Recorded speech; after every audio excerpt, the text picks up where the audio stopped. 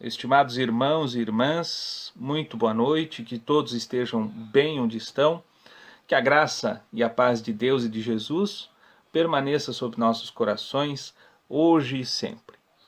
Na reflexão do nosso início, vamos encontrar no livro Ceifa de Luz do Espírito de Emmanuel, psicografado pelo nosso irmão Francisco Cândido Xavier, o item número 7 que nos fala Legendas do Literato Espírita.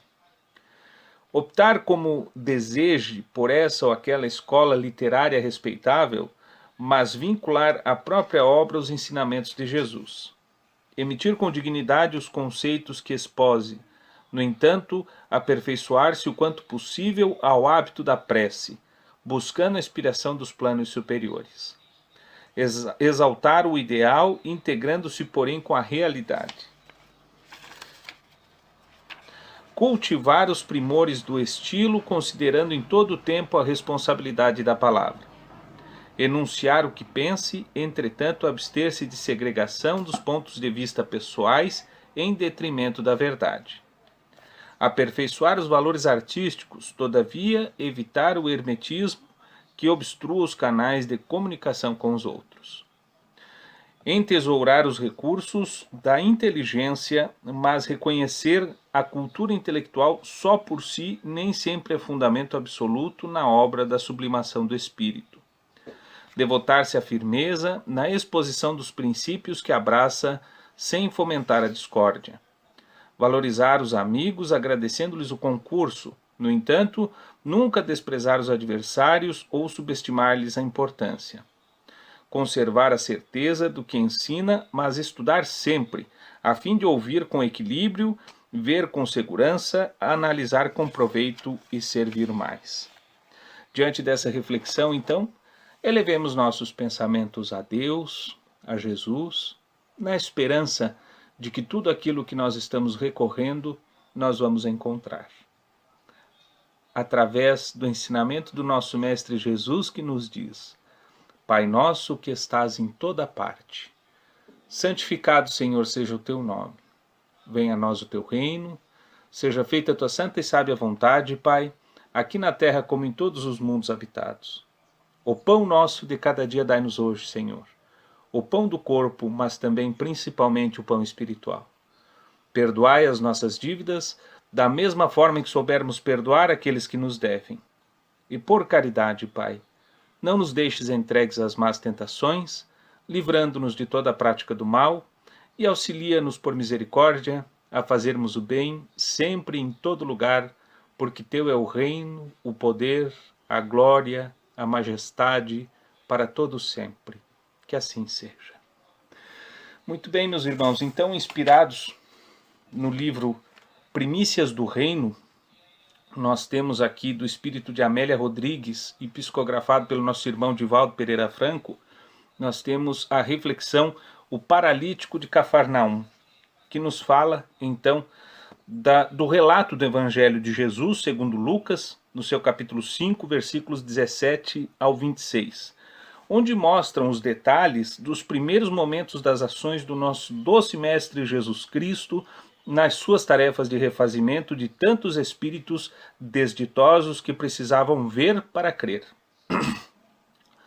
Sob a calmaria e os sabores da pequenina Cafarnaum, as pessoas podiam sentir a magnificência de Jesus e de sua humildade, com amor e com caridade. Mas, ao mesmo tempo, imponente e forte, sem perder a ternura e a compaixão pelas pessoas. Apesar de haver perdido sigilo e silêncio aos enfermos curados, a notícia dos benefícios de Jesus corriam como rastilho de pólvora, e muitos sofredores buscavam no Mestre a cura de suas dores e suas mazelas. Depois de tantos trabalhos edificados nesse dia, Simão Pedro reconhece no Mestre o cansaço e o abatimento de um dia intenso de trabalhos reparadores. Então dá-se por encerrado o dia, divulgando para as pessoas que o Rabi, ou seja, que o Mestre, estava muito esgotado e que seria necessário o seu repouso. Simão toma Jesus pelo braço e o leva para a praia, que ficava a poucos metros da casa de Simão, que servia de hospedagem para Jesus. O Mestre então se acomoda sobre as raízes de uma árvore e Simão passa a contemplar-lhe o rosto. E aos poucos percebe nos olhos de Jesus marejados de lágrimas. Ao perguntar se essas lágrimas eram de alegria, o rabi lhe responde serem de tristeza, e assim eles travam o seguinte diálogo: Mas, mestre, eu não compreendo. Hoje te expuseste aos fariseus, astutos e solertes, aos escribas ambiciosos e falsos, que vieram espreitar a malta dos traidores e à vista de todos, perdoaste pecados e curaste, silenciando com sabedoria e elevação, e ainda choras? E Jesus assim responde: Sim, pois que não me compreendeis, tu e eles. Certamente que não espero ser entendido. Tenho, no entanto, piedade deles, os desacisados, e os lamento. Nesse exato momento, em um lugar regrado a luxo e bom vinho, Natanael ben Elias recorda, relatando aos convivas o que havia lhe acontecido naquele dia. Aconteceu-me um prodígio na minha desdita, comentava com alarde. Fala-nos, conta-nos o que te aconteceu, pois que duvidamos que nos narraram, exclamavam diversos a uma só voz. Sucedeu-me então repentinamente, prosseguiu, que me encontro ainda atordoado. Como todos sabem, enxugou o suor do rosto alterado pela emoção. Desde há muito tempo a paralisia e as febres me rondavam o corpo, terminando por imobilizar-me em total prisão em um leito infecto e detestável, impedindo-me de qualquer movimento. Transformaram-me num réprobo repulsivo, esquecido no meu catre, até há pouco era vítima de extrema miséria física e moral. Aguardava a morte, que tardava como uma libertadora. Ouvi falar dele, chorava por conhecê-lo. Secreta intuição informava-me que ele poderia curar-me. E assim continua Natanael ben Elias. Hoje, sabendo aqui em Cafarnaum, pedi a amigos que me conduzissem à sua presença, e estes, carregando o grabato onde eu expungia as minhas amargas penas, levaram-me à casa onde ele se encontrava. A multidão era tão compacta que não me puderam levar pela porta. Em derredor, o alarido, o desespero e as alterações compunham cenas lamentáveis e dolorosas. Ante a aflição que se desenhava na minha face descarnada e o desespero que me dominou, um dos amigos alvitou erguer-me ao terraço e descer-me pelo teto à sala onde ele estava. E assim o fizeram. Subiram os degraus laterais da vivenda de Simão, o pescador, e arrebentaram os adobes, rasgando nervosamente as esteiras e ramos de palmeiras entre uma e outra trave de segurança, até conseguirem uma abertura suficiente para passar a minha enxerga, descendo-me por ela, atado a cordas até ele. A sala apinhada abriu pequeno espaço como se ele me esperasse. Fitou-me demoradamente em silêncio, examinando a minha ruína orgânica. Descerrou os lábios e falou: Natanael ben Elias, crês que eu posso te curar? A voz era veludada e forte, meiga, no entanto firme. Sim, respondi-lhe, creio. Um estremecimento sacudiu-me. Houve um grande silêncio e mesmo o calor pareceu diminuir. Senhor, exclamei, como sabes o meu nome? Conhece-me? Sim, eu te conheço, Natanael, desde ontem. Eu sou o bom pastor, e em razão disso conheço nominalmente todas as ovelhas que o Pai me confiou.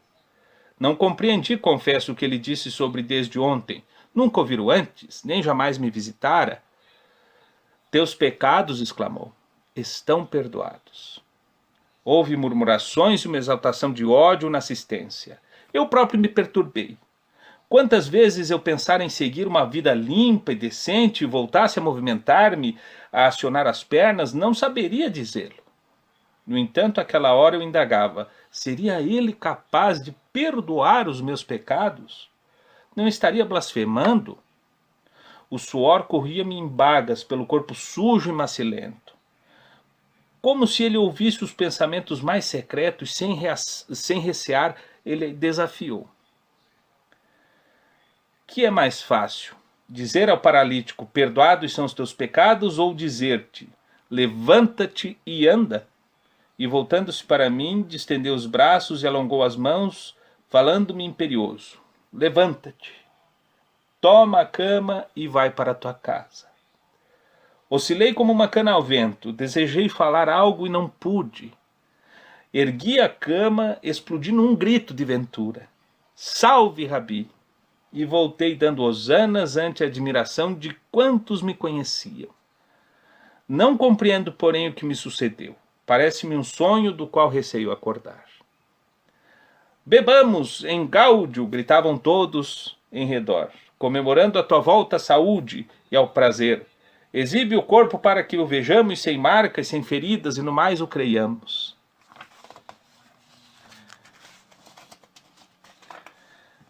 E naquele ambiente de sensualidade, mulheres infelizes e bebedeiras, Natanael ben Elias embriagava-se comemorando seu renascimento diante de Jesus. Lá fora, a noite espiava a terra pela visão das estrelas. Voltando para o diálogo entre Jesus e Simão Pedro, o discípulo ainda permanecia incrédulo. Vejamos. Por que dizes não te compreendemos, Rabi? Estamos todos tão felizes. Simão, nesse momento, enquanto consideras o reino de Deus pelo que viste, Natanael, com alegria infantil, comenta o acontecimento entre amigos embriagados e mulheres infelizes. Outros recobraram o ânimo ou recuperaram a voz entre exclamações de contentamento. Precipitam-se nos despenhadeiros da insensatez, acarretando novos desequilíbrios, desta vez irreversíveis. Então Jesus e Simão refletem sobre a vinda futura do Consolador que viria após a trajetória do Mestre enquanto carne na terra. Da condição do tempo exato de tratar esse tema, do preparo da humanidade de receber o conhecimento de acordo com a sua maturidade moral e espiritual. Porque todos nós estamos aqui na Terra justamente para cumprir missões de reparação dos danos que nós já causamos a este mundo, ou então estamos tornando esse mundo melhor e mais fortalecido através da experiência que nós já obtivemos ao longo das nossas vidas. E é importante a gente ter esse pensamento voltado ao esclarecimento de Jesus realmente sobre tudo aquilo que a gente já vivenciou e tudo aquilo que a gente já passou na nossa vida. E é por isso que nós devemos acreditar também sem precisar ver, sem precisar compartilhar de crenças no material, porque a fé é acreditar sem ver. Em muitas ocasiões nós acreditamos que todas as nossas forças, que a transformação das nossas amarguras e das nossas mazelas nos conduzirão à conversão plena das nossas vidas em condições morais, éticas e de relacionamento. Porém, a gente está com o nosso próprio propósito. Então, às vezes o egoísmo nos torna mais mesquinho ou dando mais voltas em círculos, porque a gente pensa primeiro de tudo em nós. Nós esquecemos realmente daquela condição de doarmos às outras pessoas, de estarmos disponíveis às outras pessoas em detrimento de benefícios que a gente poderia receber. Por muitas vezes a gente vê onde as pessoas celebram que determinada pessoa atingiu um grande júbilo, mas outras pessoas que estão ajudando a felicitá-lo por isso estão passando necessidades, estão passando por sofrimentos e mesmo assim estão em silêncio. Então a gente não sabe muitas vezes a dor do outro até que ponto que ela está. Então a gente pode se colocar a serviço e à disposição com todas as energias vitais que nós temos dentro de nós. Estamos vivendo períodos de reclusão e de pandemia, mas a gente pode levar um pouco de mensagem de consolação e de conforto àquele que chora, àquele que passa por dificuldades, àquele que passa por problemas. Em todos nós carregamos condições e capacidades de transformar a vida de alguém. Seja no campo material, ou seja, se eu tenho uma empresa e essa empresa ela tem condições de contratar mão de obra ou profissionais nesse aspecto, que eu possa oferecer as melhores condições para esses profissionais, com uma remuneração justa, com uma condição de trabalho salutar. Quando a gente não pode fazer isso, que a gente possa estender um ombro amigo, que a gente possa dar um sorriso, que a gente possa amenizar um pouco as suas dores intelectuais, suas dores morais, não tão materiais. todos nós podemos ajudar de alguma forma a essa transformação na nossa vida. Então, aqui nessas ocasiões a gente acredita, né, que tudo pode ser transformado, mas primeiro com o nosso propósito. E eu acho que o principal de tudo é a gente sair desse nosso egoísmo, desse nosso campo individualista, para transformar a vida das outras pessoas, porque de volta para nós virá o bem, virá o benefício, virá a lei de causa e efeito. Não tem como eu colher uva de espinheiro. Então a gente precisa transformar as vidas das pessoas para o melhor, para que a gente possa receber esse benefício também. A gente tem um problema que nós nos enganamos diariamente. Nós tentamos estabelecer vínculos por interesse e não por ideais. Pensamos ainda muitas vezes apenas na nossa vaidade e nos apegos materiais e exercer o nosso poder muitas vezes pela força, acima dos incautos. Ou seja, se Deus nos confia seres em processo de evolução que ainda têm um nível de maturidade menores que o nosso, ou seja, aqueles animais que ainda estão em processo, né, de não ter raciocínio próprio, ou seja, de eles possuírem um instinto, que é uma programação, e nos confiou para que a gente possa ser tutores deles, que a gente crie eles com maior amor, com maior aconselhamento, com a maior fraternidade possível, porque isso acaba transformando a vida das pessoas para uma forma melhor. E de nada importa se nós estamos aqui na Terra para causarmos transtornos nas vidas das pessoas, onde elas se sentem aliviadas na nossa ausência, ao invés de se sentir com saudade ou com um sentimento um sentimento bom, um sentimento que nos renove a vida quando a gente precisa fazer, tá? É importante a gente ter essa condição de ter compaixão, mas aquela compaixão que se transforma em ação, aquela compaixão que se transforma em força motriz de transformação às pessoas. Isso é muito importante a gente ter. Por quê? Porque da mesma forma que a gente sente compaixão e se entristece, né, Jesus se entristece com o nosso crescimento moral dessa forma também, porque Natanael ben Elias pode perfeitamente ser qualquer pessoa que está na atualidade aqui entre nós encarnados na Terra, e a gente não sabe. Talvez esse irmão está por vários e vários séculos caminhando no processo evolutivo e ainda não encontrou seu verdadeiro caminho. Sempre há alternativas para nós nos ampararmos e nos auxiliarmos constantemente, porque aí a gente não nutre maus hábitos, né? Com o nosso sentimento que deve ter de solidariedade, a gente pode fazer com que as coisas permaneçam diferentes e que a gente não fique só se queixando: meu Deus, por que tudo isso acontece na minha vida e eu não faço nada para poder merecer isso? Será que realmente a gente não está fazendo nada para merecer? Ou será que é simplesmente por não fazermos nada que estamos colhendo os frutos? É importante nós refletirmos, né, porque o mal é justamente a ausência do bem na vida das pessoas e da nossa vida. Do que adianta a gente não fazer o bem? A gente vai estar fazendo mal, porque a gente não está levando luz. A escuridão é exatamente a ausência da luz nas pessoas. E é por isso que nós devemos ter a certeza de que nós podemos, sim, ter uma saúde boa hoje, ter bons pensamentos, e isso transformar em uma reação em cadeia, em um círculo virtuoso na vida das pessoas. Porque o milagre é realmente a transformação. Milagres como uma mágica nunca existiram, mas o milagre da transformação acontece diariamente. Basta querermos, basta nutrirmos os nossos sentimentos desse poder que não tem fim, que é o poder da caridade, do amor, do sentimento mútuo de carinho e amizade pelas pessoas, pelo respeito àqueles que têm uma condição adversa à nossa. De nada vai contribuir para que a gente tenha um sentimento diferente às outras pessoas e elas percebam que eu sinta nojo delas por ter uma opinião diferente. Isso não vai contribuir em absolutamente nada na nossa evolução. Muito pelo contrário, às vezes vai congelar o nosso estágio evolutivo para que a gente, em várias encarnações, possa reparar esses males. Então, do que adianta hoje eu estar discutindo alguma coisa sobre política, se a ação da política em si efetivamente não depende de mim? O que depende de mim hoje é se eu estou em paz com a minha própria consciência, fazendo bem às pessoas, sendo útil para as pessoas. O meu pai também trabalha, já nos disse Jesus. E o trabalho é uma atividade útil, ou seja, que ela possa contribuir para o desenvolvimento e o crescimento das pessoas. E quando a gente simplesmente recebe o benefício e fica de braços cruzados, ao exemplo do nosso querido Natanael Ben Elias, nós não conseguimos o caminho da evolução, nós paramos no meio do caminho. Né?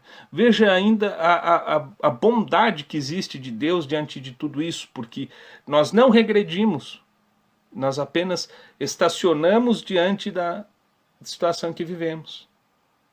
Isso já é um benefício maravilhoso, porque se dependesse apenas de nós e da nossa capacidade, nós ainda estaríamos lá no tempo da simplicidade e da ignorância total. Quem sabe nós agora podemos transformar tudo isso, tornar tudo isso melhor para todas as pessoas que estão ao nosso círculo, seja na nossa família, com nossos colegas de trabalho, com nossos companheiros de jornada. Que a gente possa ter a sensação e a sensibilidade de agirmos de forma resplandecente na vida de cada irmão e de cada irmã. Agora convido a cada um de vocês a olhar um pouquinho para dentro de si, elevar os pensamentos em Deus e em Jesus, mentalizando aqueles irmãos a quem a gente pede todo o auxílio, todo o benefício, que estão sendo citados agora, que a espiritualidade maior possa dar o conforto e o benefício a esses irmãos. Senhor Deus, que é Pai, amor, justiça e bondade, dai forças àquele que passa pela provação. Ponde no coração do homem a compaixão, a caridade e a humildade. Estenda, Senhor, como seus braços de amor, raios de luzes àqueles irmãos que estão passando por dificuldades nesse momento, que estão nos leitos hospitalares, aqueles que estão nas penitenciárias, aqueles que estão nos asilos, que estão nos orfanatos. Recebam a luz bendita de Deus, de nós, espíritos também em busca da evolução, que possamos encontrar o nosso caminho e nosso franco restabelecimento. Que Deus, que é bondade, envie a todos nós os nossos queridos irmãos de luz para fazermos enxergar o nosso sentido moral e de evolução e colocarmos em movimento, fazendo-nos seres com um pouco mais de sensibilidade e dessa forma buscarmos constantemente a nossa evolução. Que Deus e que Jesus nos ilumine hoje, amanhã e sempre. Fiquem em paz, fiquem bem, nos vemos em outras oportunidades, meus irmãos. Até a próxima, se Deus quiser.